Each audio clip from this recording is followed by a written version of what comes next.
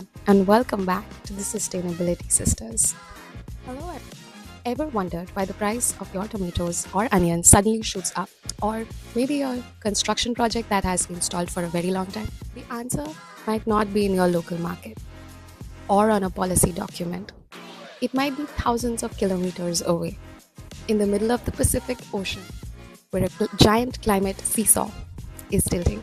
This giant seesaw has two well-known names that you may have heard, the El Nino and the La Nina.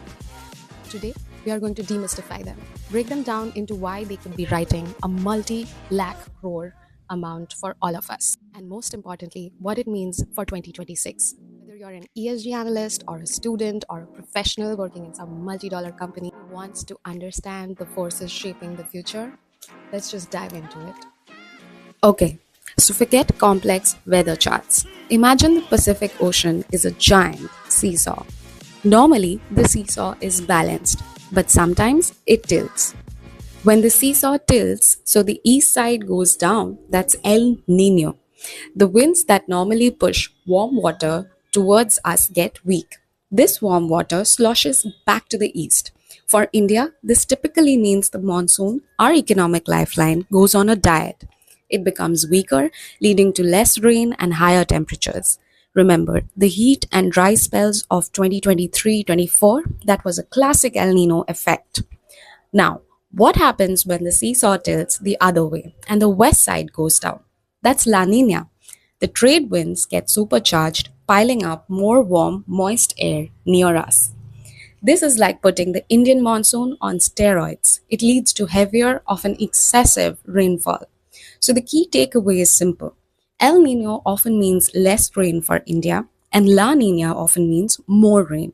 Both are extremes, and both come with a hefty bill. Now let's talk the numbers, because this is where it gets real. This isn't just weather, it's economics. The cost of an El Nino induced drought is staggering. Studies show that it can shave off nearly a full percentage point from India's GDP. Why?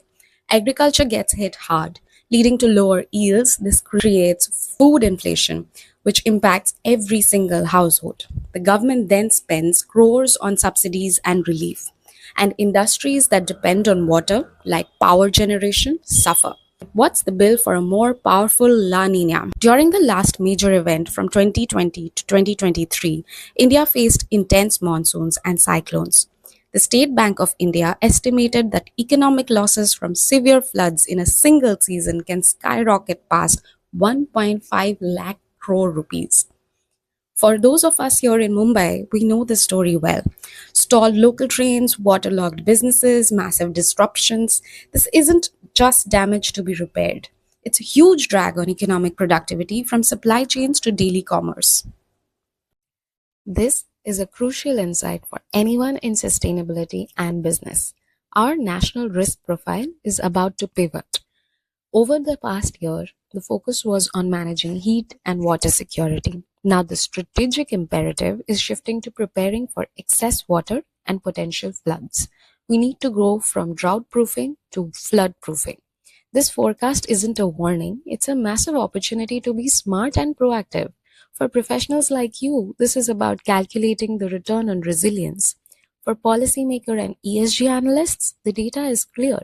For every 1 crore rupees invested in urban flood management systems, like upgrading our stormwater drainage or protecting our mangroves, the avoided loss can be as high as 7 crore rupees. That's a 7x ROI. This is the kind of data that should be in every ESG report and city budget. It's time to audit your supply chains, businessmen. Are you key suppliers in a flood-prone zone? What is your contingency plan? Climate risk is no longer a footnote, it's a crores operational and financial risk. For researchers and students, the challenge is clear.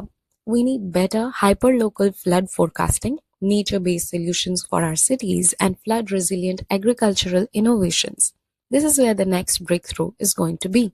So here's the bottom line. The El Nino and La Nina cycle is one of the most predictable large-scale climate signals that we have. It's not a random disaster, it's a recurring pattern with measurable economic impacts. Knowing a swing is coming gives us the power to prepare. This isn't about watching the weather, It's about climate science as a strategic tool for economic and social resilience.